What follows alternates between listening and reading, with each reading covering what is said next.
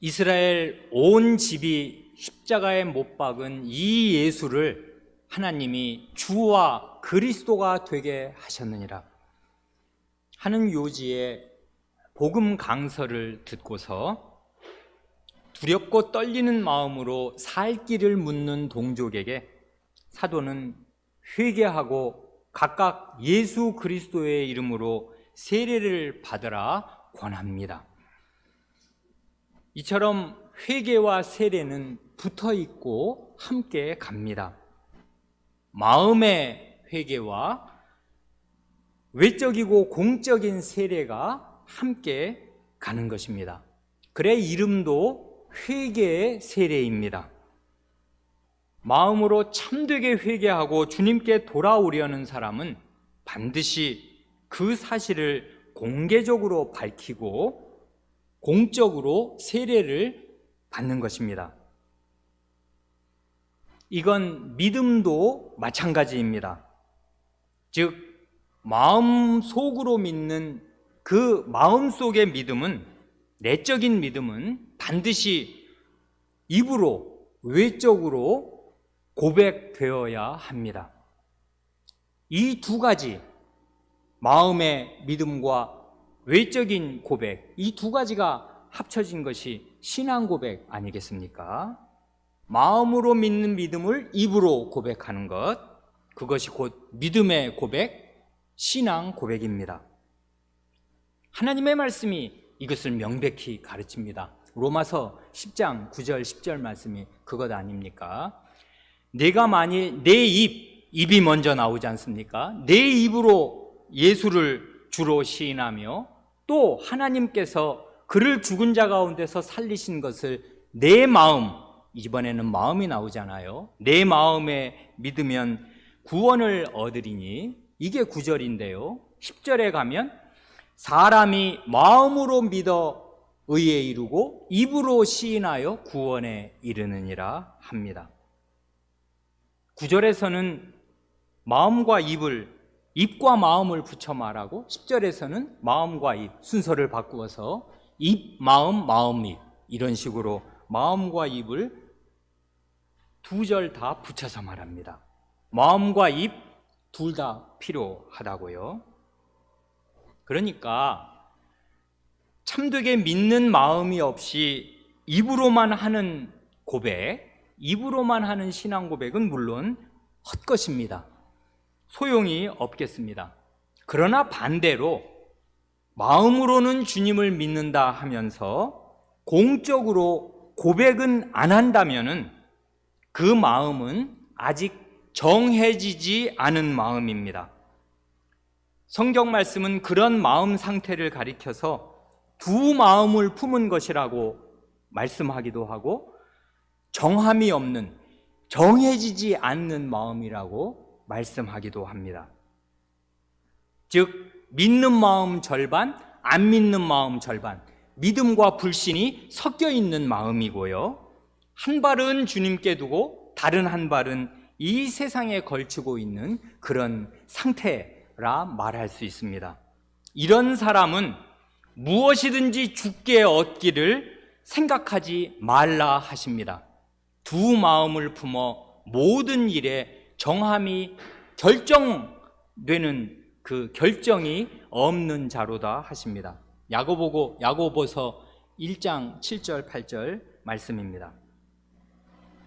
이 오순절의 상황은 이런 두 마음을 용인하지 않고요, 두 길을 보는 것을 허용하지 않습니다.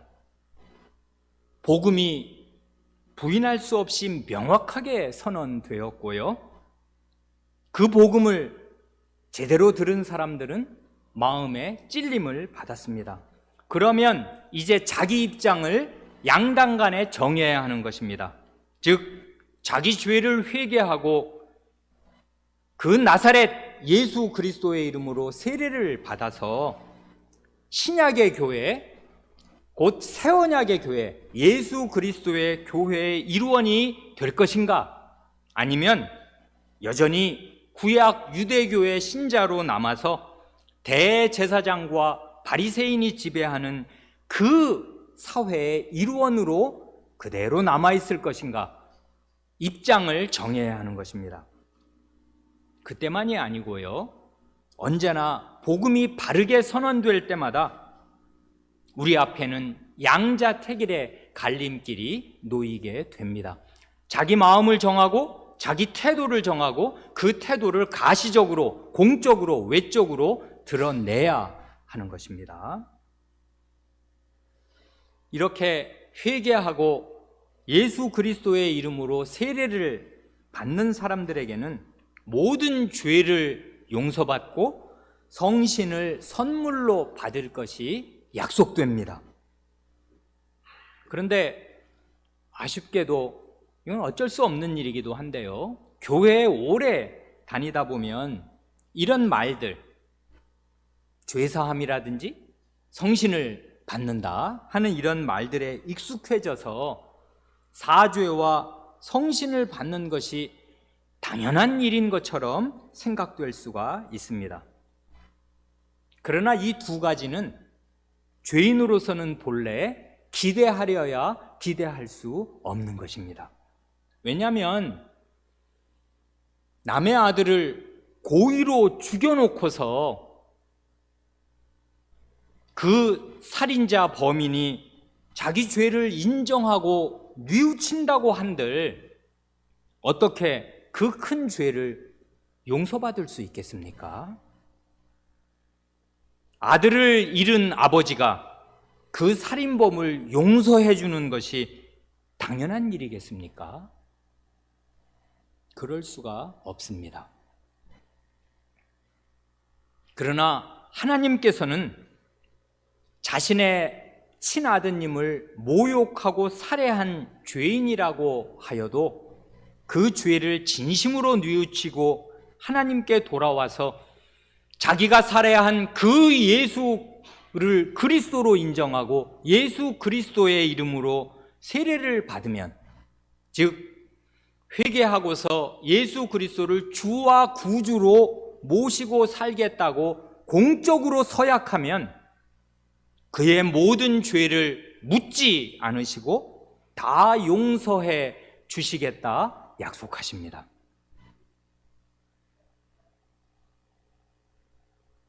이게 보통 일이냐고요? 이게 사람이 기대할 수 있는 일이냐고요? 그래, 우리가 지난주에 읽었던 그 본문 마가복음 1장 1절은 그게 굉장히 심오하지 않습니까? 하나님의 아들 예수 그리스도 복음의 시작이라.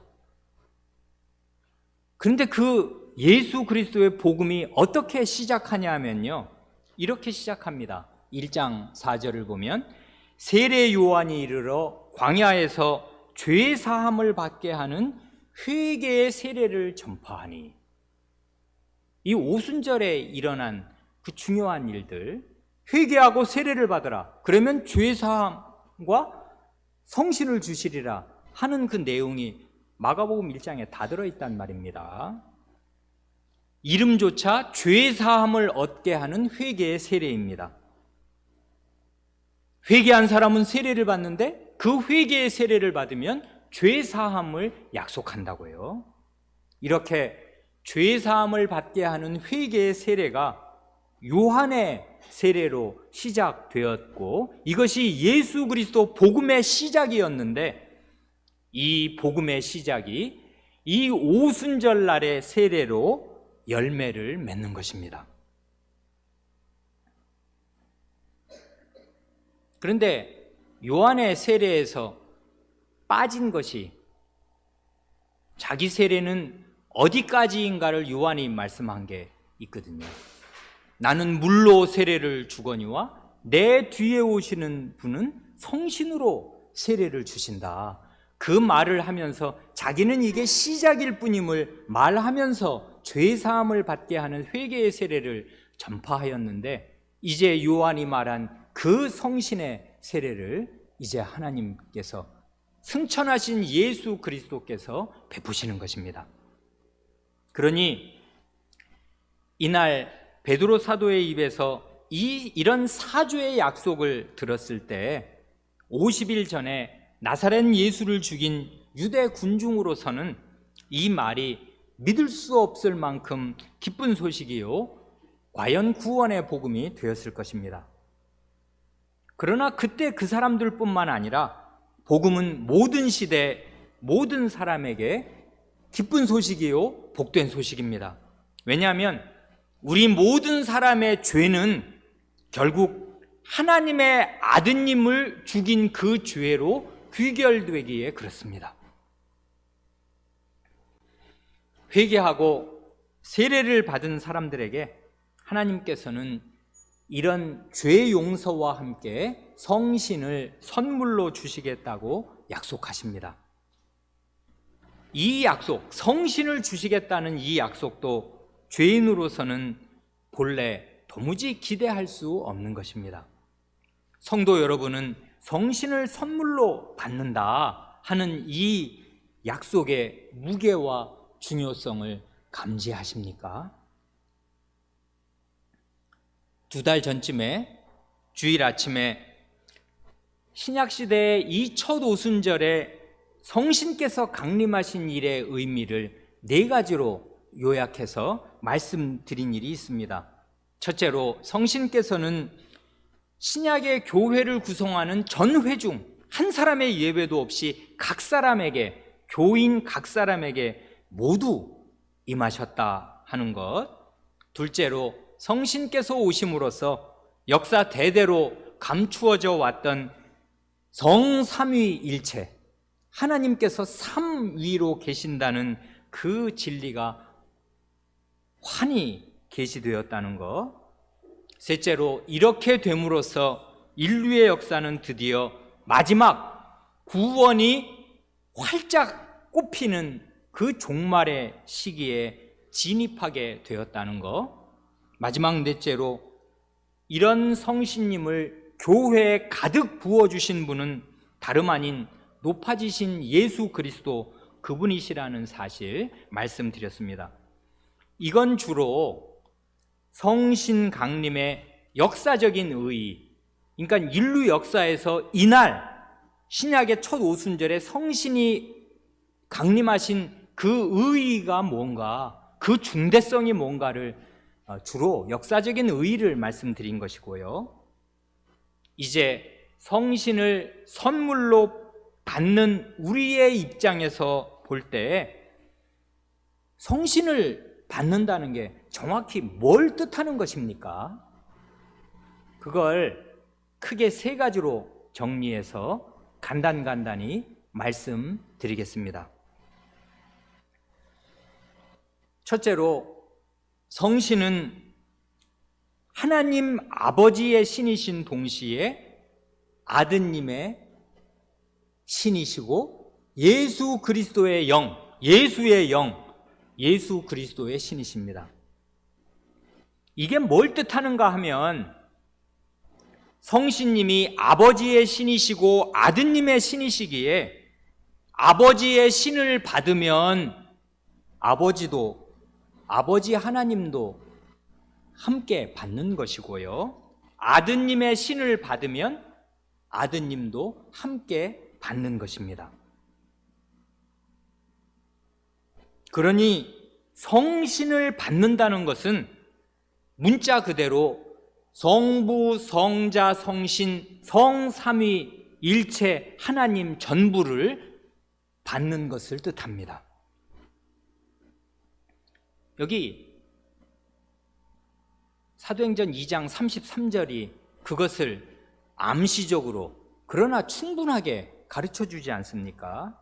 하나님이 오른손으로 예수를 높이심에 그가 약속하신 성신을 아버지께 받아서 너희 보고 듣는 이것을 부어주셨느니라 할 때 이 구절에 성삼위 하나님이 다 말하자면 언급되시는 거잖아요. 언급되잖아요. 성삼위 하나님이 이 구절에 다 나오는데, 높아지신 예수님, 하늘과 땅의 모든 권세를 받는 그 자리로 높아지신 예수님께서 성신을 하나님 아버지께 받으셔서 교회에 이렇게 여러분들이 지금 다 보듯이 이렇게 가시적으로 하나님의 교회, 예수 그리스도의 교회에 부어주셨다 하지 않습니까? 이걸 보면 성신을 주시는 분은 하나님 아버지이시기도 하고 높아지신 예수 그리스도이시기도 합니다. 여기 보면 예수님이 성신을 부어주시니까 예수님이 주시는데 아버지께 받아서 주시니까 아버지께서 성신을 예수님께 주시고 예수님이 아버지께 받아서 교회에 부어주신다 그 말입니다. 그러니 이런 성신을 받으면 아버지와 높아지신 예수 그리스도를 다 받는 것이 된다 그 말입니다. 그래 성신을 받음으로써 그 주님의 대위임령에 나오는 그 말씀, 아버지와 아들과 성신의 한 이름 안으로 들어가는 것입니다. 말하자면 성삼위 하나님과 연합되는 것입니다.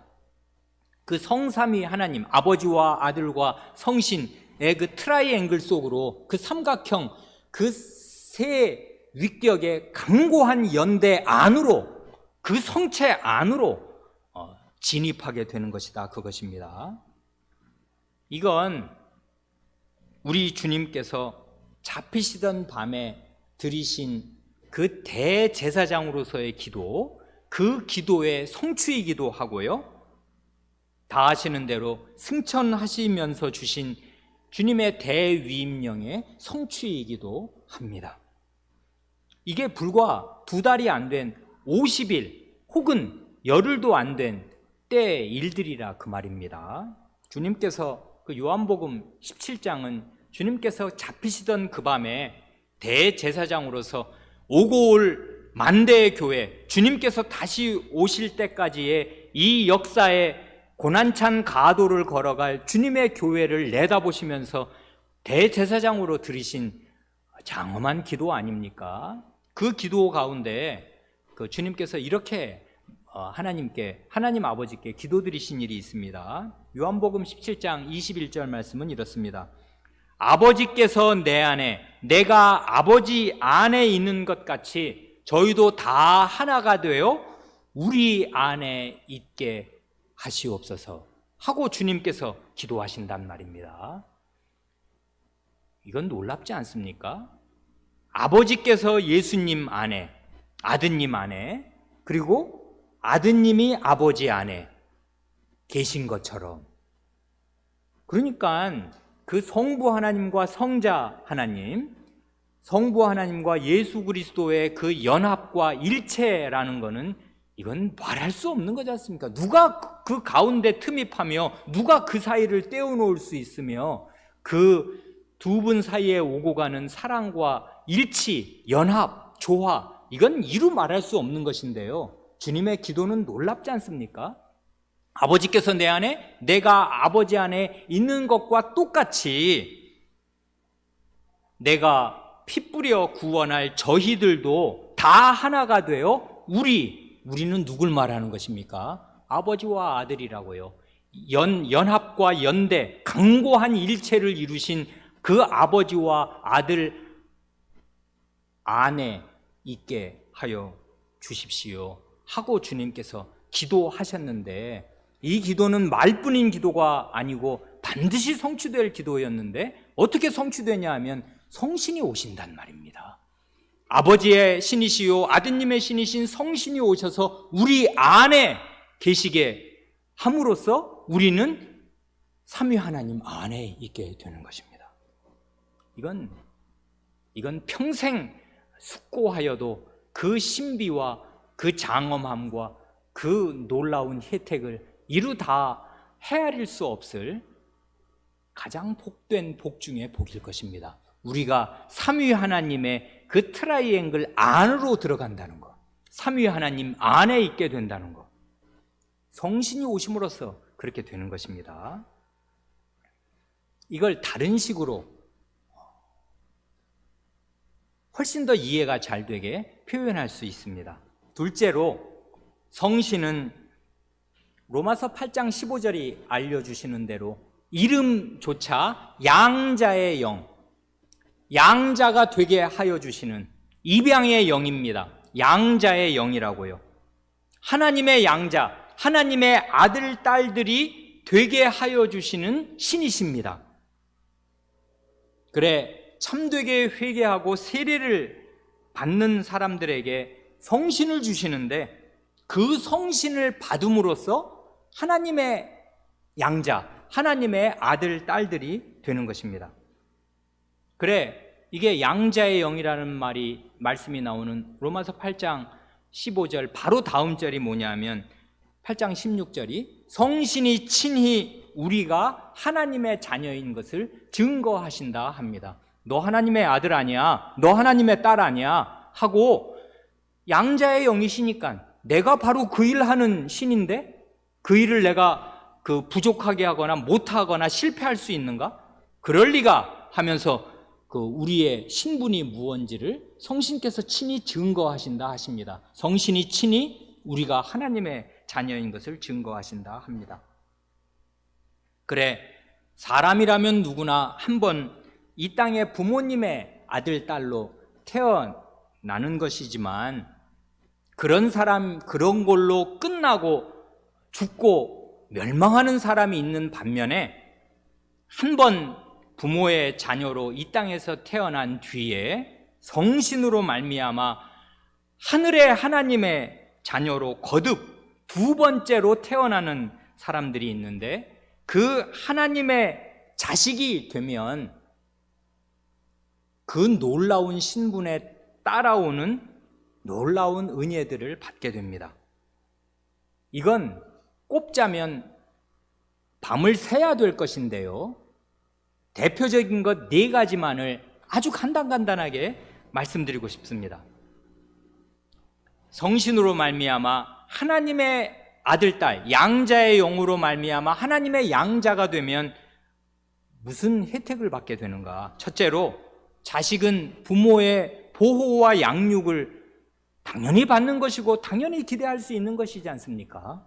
그것처럼 하나님의 자식들은 이 땅에서부터 성신의 인도와 보호를 받습니다. 그래, 로마서 8장 14절 양자의 영이라는 말이 나오는 바로 그 앞절에서 하시는 말씀이 무릇 하나님의 영, 성신으로 인도함을 받는 그들은 곧 하나님의 아들이라 말씀하십니다.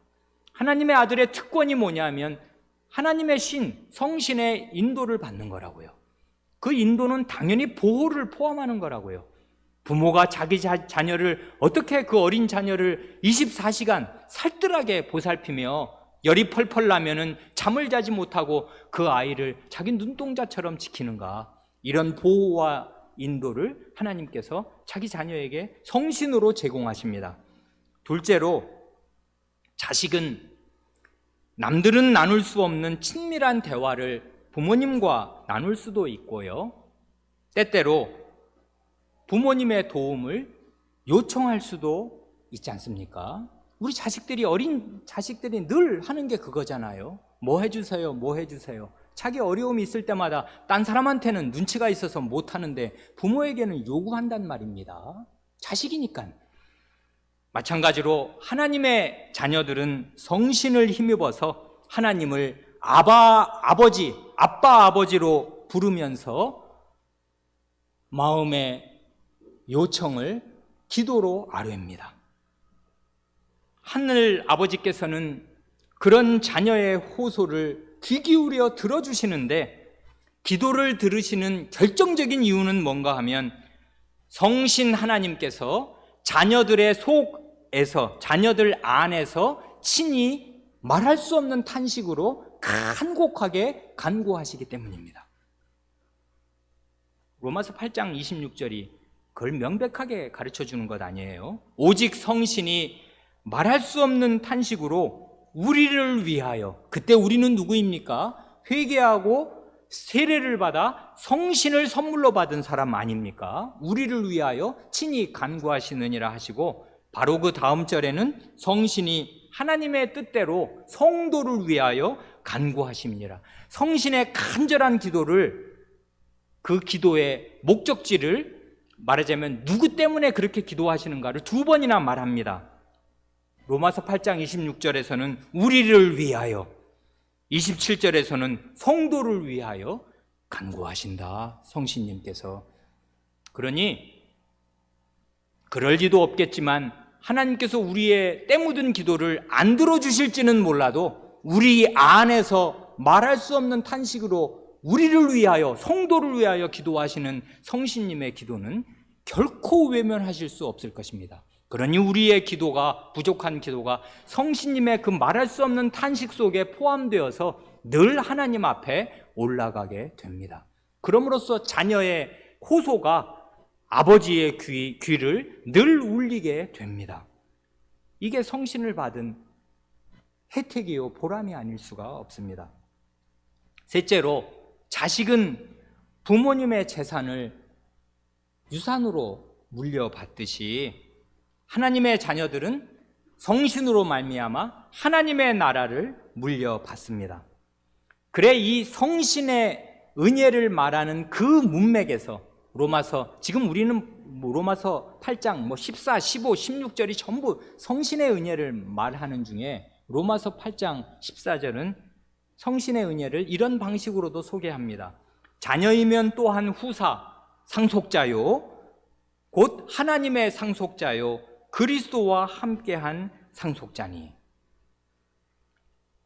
우리의 지분, 우리의 유산을 말씀하신 이 로마서 8장 17절이 16절 뒤에 나오는 것이 너무나 뜻있습니다. 곧 성신이 친히 우리가 하나님의 자녀인 것을 증거하신다. 성신의 증언이 거짓말이며 헛된 말이겠습니까? 그럴 리가요. 성신께서 친히 증언하시는 그 증언의 내용이 뭐냐면 우리가 하나님의 자녀다 하는 것인데, 자녀이면 어떻게 되는 것인가? 아니, 자녀이면 당연히 하나님 아버지의 자녀면 하나님 아버지의 상속자가 되는 거지. 그러면 그 상속 지분이 뭔가를 밝히는데 그리스도와의 공동 상속자입니다. 그리스도와 상속 지분이 똑같아요.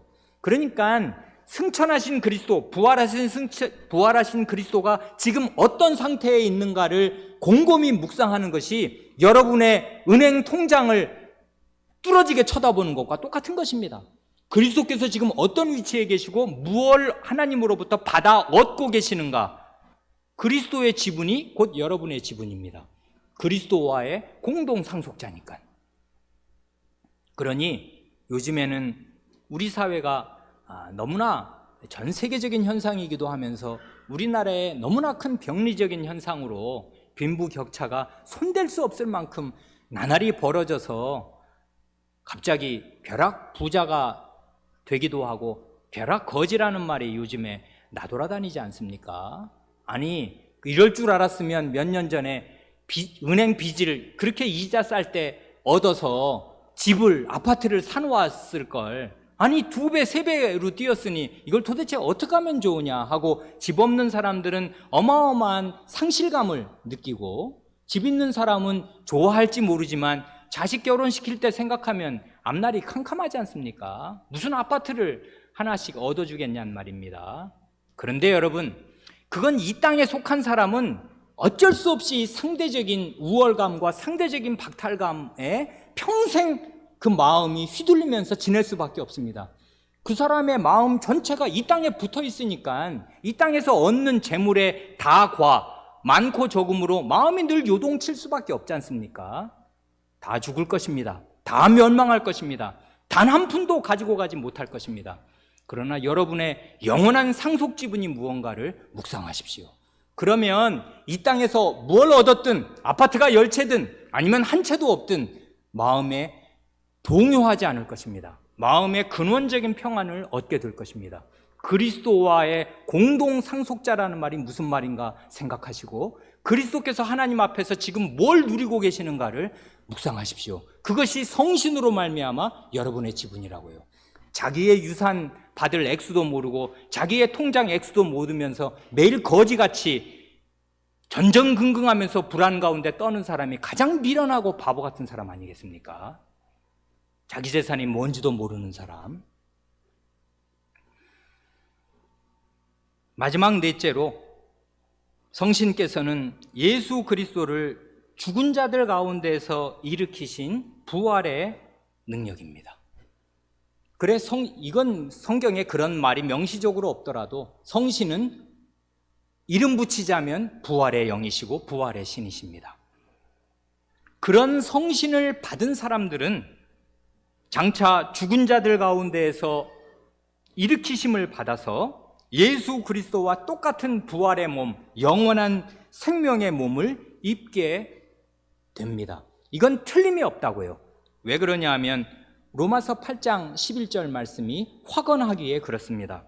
로마서 8장 11절 말씀은 이렇지 않습니까? 예수를 죽은 자 가운데서 살리신 이의 영, 그게 바로 성신 아니에요? 예수를 죽은 자 가운데서 살리신 이의 성신이 너희 안에 거하시면 그리스도 예수를 죽은 자 가운데서 살리신 이가 너희 안에 거하시는 그의 영, 성신으로 말미암아 너희 죽을 몸도 살리시리라. 아멘. 이것이 성도 여러분과 저에게 성신으로 말미암아 주어지는 복입니다. 그런 의미에서 성신이 첫 열매고 그리스도가 첫 열매라고요.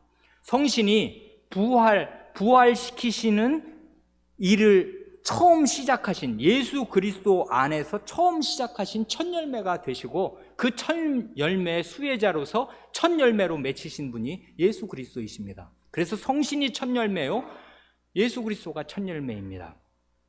첫 열매가 이미 맺혔다고요. 추수 때는 시작된 것입니다. 종말은 왔다고요. 마지막 때가 시작되었습니다. 그러면 어떻게 되는 것입니까? 과수원의 첫 열매가 빨개졌어요. 그러면 어떻게 돼요? 시간만 지나면 나머지 모든 열매가 빨갛게 다 익을 것입니다. 그 나머지 모든 열매는 누구입니까? 우리입니다. 부활의 몸 입게 될 것입니다. 이렇게 보면 이건 지금 제가 시간이 없으니까 이 네 가지만을 굵직굵직한 거 그냥 로마서 8장에 있는 네 가지만을 뽑아서 말씀드린 것 뿐인데, 이렇게 보면 성신을 받는다는 거, 성신을 선물로 받는다는 것은 사실상 모든 것을 다 받는 것입니다. 즉 성신을 받는다는 것은 성삼위 하나님을 받는 것이고요, 하나님의 자녀의 신분을 받는 것이고요, 하나님의 나라를 받는 것이고요, 영원한 생명을 받는 것이고요, 부활의 몸을 받는 것입니다. 이것이 곧 구원이라고요. 그래, 성경이 구원을 표시할 때는 하나님의 나라를 받는다는 말로도 표현하고 영원한 생명을 받는다, 영생으로도 표현하고 구원받는다고도 표현하는데, 이것이 죄 사함 받고 성신을 받음으로써 우리에게 오는 거라고요. 이제 마지막 크게 셋째로 성신을 받는다는 게 무엇을 말하는가 할 때, 성신, 곧 하나님의 신이시요 그리스도의 신이신 성신께서 그리스도의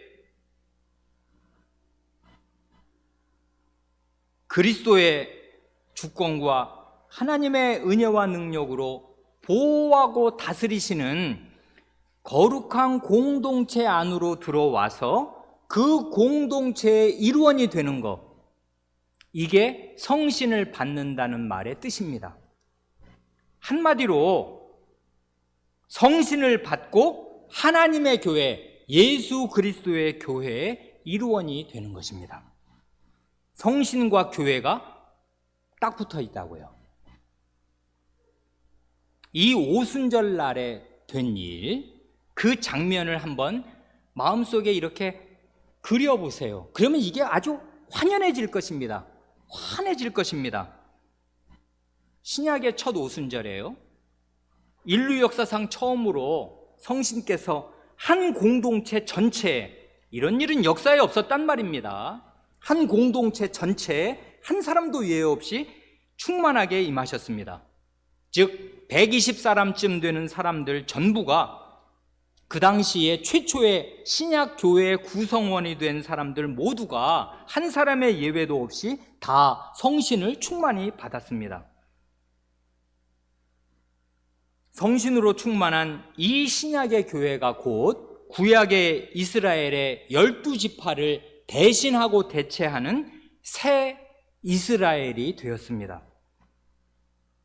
그 새 이스라엘을 대표하는 12사도가, 말하자면 새 이스라엘의 12족장으로 떡 서서 구약의 온 이스라엘 온 집을 상대로 해서 회개하고 예수 그리스도의 이름으로 세례를 받으라고.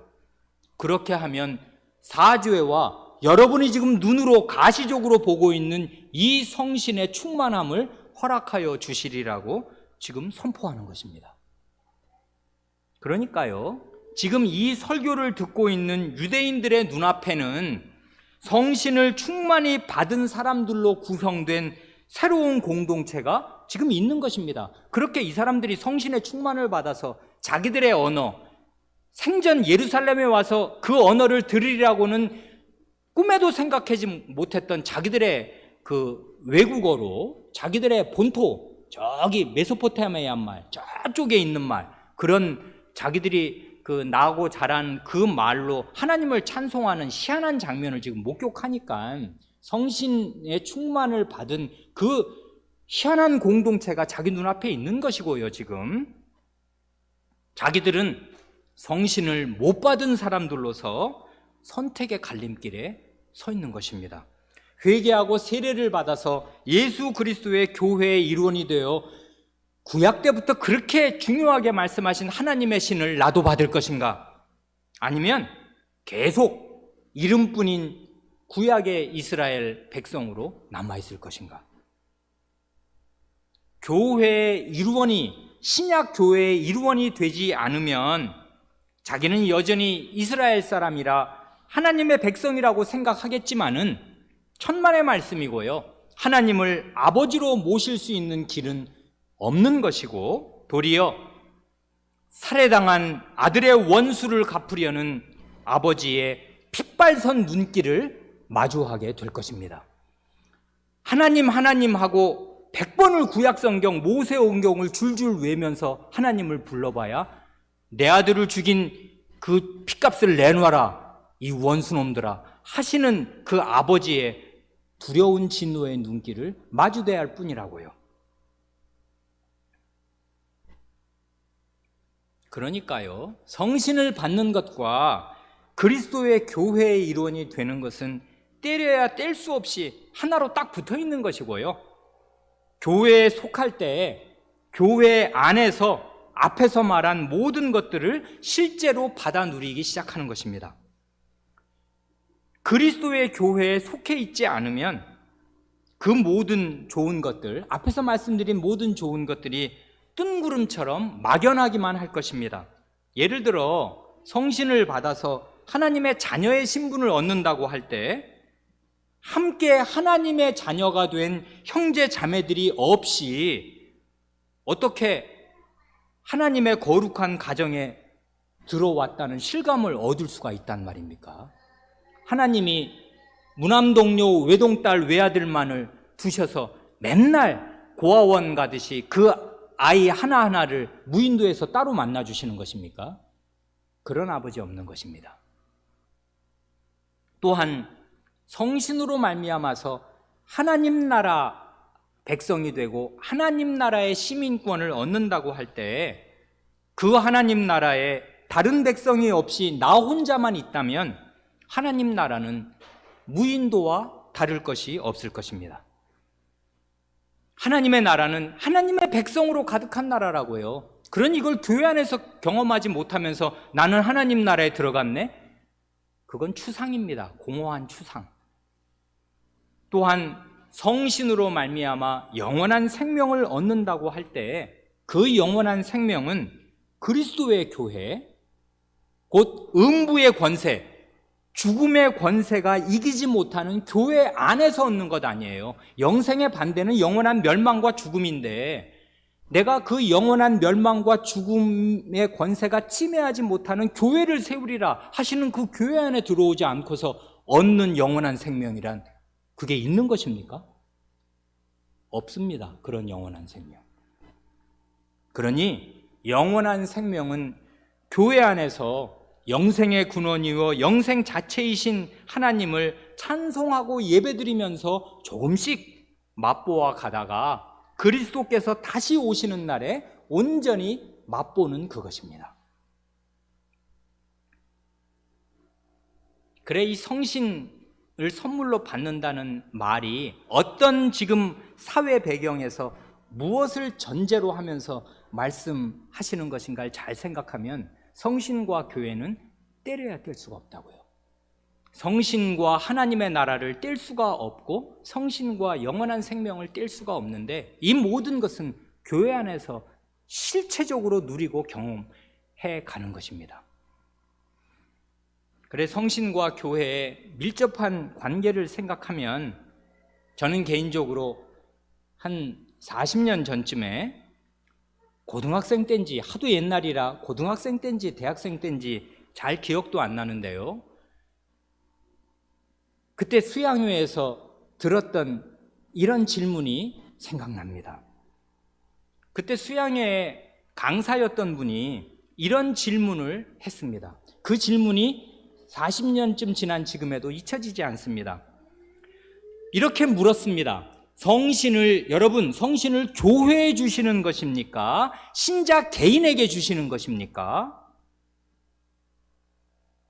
아니, 뭐 그런 질문이 다 있어. 할지 모르겠는데 그 다음 말을 하니까 심각해지더라고요. 성신을 신자 개인에게 주신다는 성경 구절을 찾을 수 있습니까? 대보십시오 그러더라고요. 이분이 성경을 찾아보니까요, 성신과 관련된 구절은 거의 전부가 교회를 대상으로 하는 말씀이더라 하는 것입니다. 그분이 시시한 분이 아니고요, 그때는 전도사님이었는데 나중에 보니까 이분이 수원에 있는 우리나라의 유명한 신학교의 총장도 역임한 분입니다. 그때 제가 어린 마음에 그 질문을 받고 엄청 당황해서 그런가?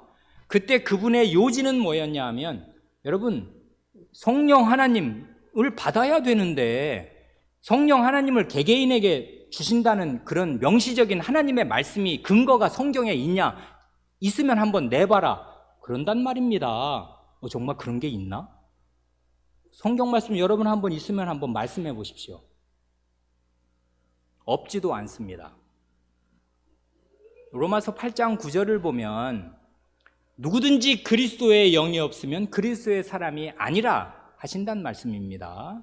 그러니 어떤 사람이든지 그리스도의 영, 성신이 없으면 그리스도의 사람이 아니라 하시니까 이건 개별적으로 성신을 다 가지고 있어야 하고, 성신이 없으면 개개인이 그리스도의 사람 아니라 하시니까 그리스도인은 개별적으로 성신을 받는다는 말씀임에 틀림이 없겠습니다.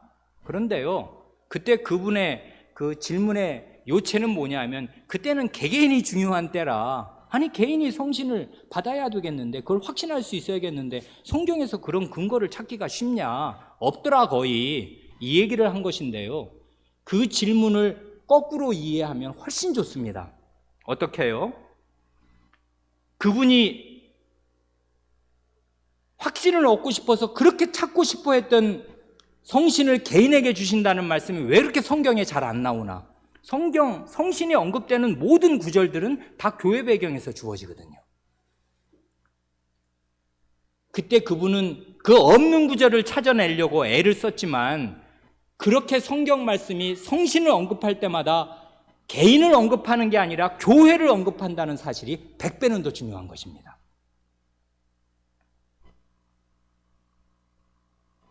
성신이 교회를 배경으로 놓고 성경은 언제든지 교회를 배경으로 성신을 말씀한다는 것,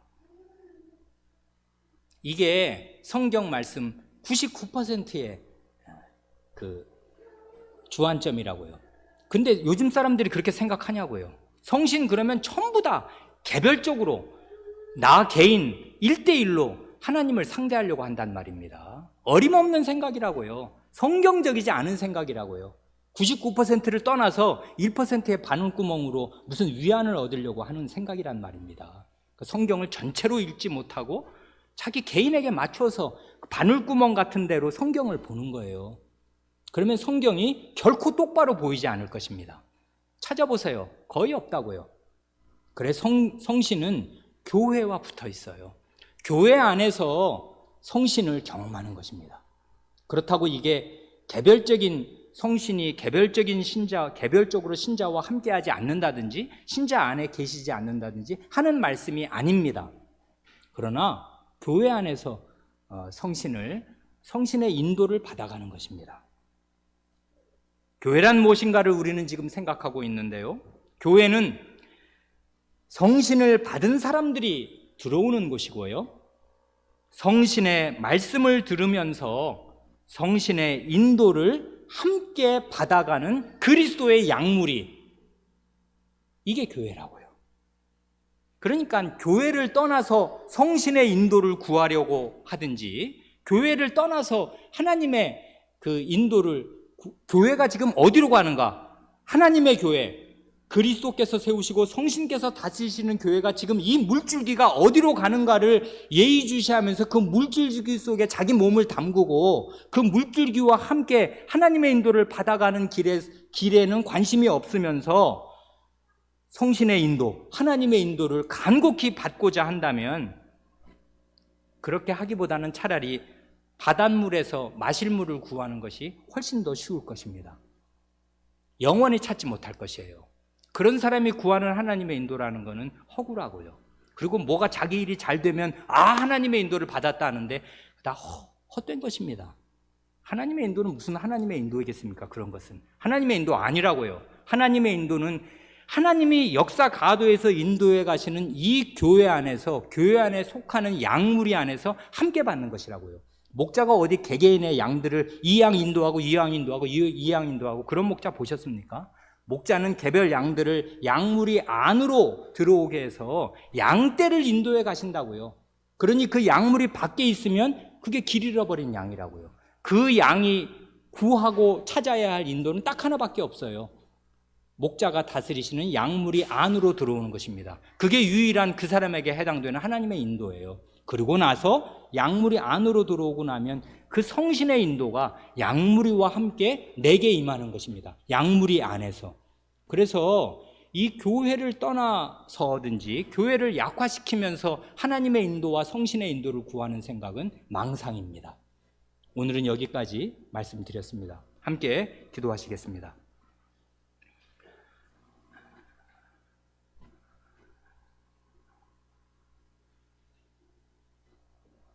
하나님 아버지, 과연 신약 시대는 인류 역사에서 가장 위대한 마지막 구원의 시대인 것을 주님의 말씀에서 저희가 점점 더 실감하게 됩니다. 사도, 곧 그리스도의 사도, 높아지신 그리스도께서 성신을 내려 보내신 그 시대에 그리스도께로부터 그리스도의 말씀을 위임받아 영원한 생명으로 가는 길을 이토록 확신 있게, 이토록 강력하게 전하는 사도의 복음이 신약시대 오순절의 첫날, 첫 오순절 날에 이렇게 힘있게 선언되게 하시고, 회개와 세례를 명하고 사죄와 성신을 약속하는 이 놀라운 그리스도의 복음이 선언되게 하셨으니, 저희가 이 사도적 복음을 바르게 이해하고 깨닫고 믿어서 사도적 교회 안에 속한 사람들로 어떻게 살아야 할지를 더욱 깨달을 수 있게 하여 주시기를 구합니다. 저희에게 그리스도의 복음 이 심오하고 깊이 있으며 저희의 생을 진리 위에 반석 위에 서게 할 이 그리스도의 복음을 더욱 가르쳐 주시기를 구합니다. 우리 구주 예수님의 이름으로 기도합니다. 아멘.